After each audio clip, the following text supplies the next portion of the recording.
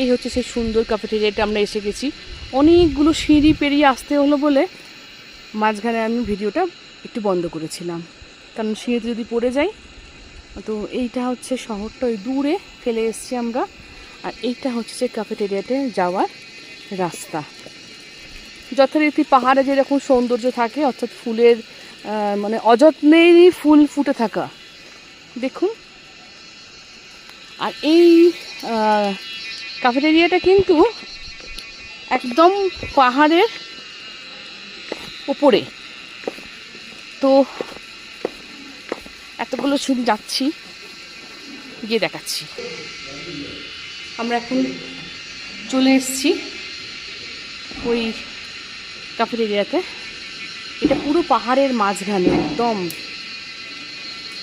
আমি দেখাচ্ছি পুরো দৃশ্যটা, ধৈর্য ধরে দেখুন। পুরো পাহাড়ের মাঝখানে, খুব সুন্দর, খুবই সুন্দর। এখানে চা খাবো এখন ঠিক করছি, চায়ের সাথে আর দেখি কি পাওয়া যায়।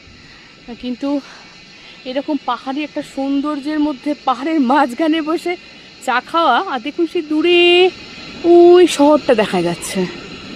দুটো পাহাড়ের মাঝখান দিয়ে কিন্তু বয়ে চলেছে তিস্তা নদী। আর এইটা হচ্ছে আমরা বসবো, যেখানে আরেকটু যেতে হবে। চেয়ারগুলো উল্টানো আছে, ঠিকঠাক করতে হবে। এই হচ্ছে লাস্ট পয়েন্ট। এখান দিয়ে এটা কিন্তু সিঁড়িতে নেমে গেছে আর নিচে গ্রামের দিকে, আর এই দিকে পুরো জঙ্গল।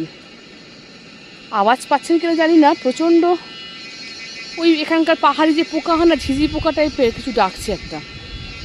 বাট আমি না খুব সুন্দর ফিল করছি, মানে আমার খুব ভালো লাগছে জায়গাটা।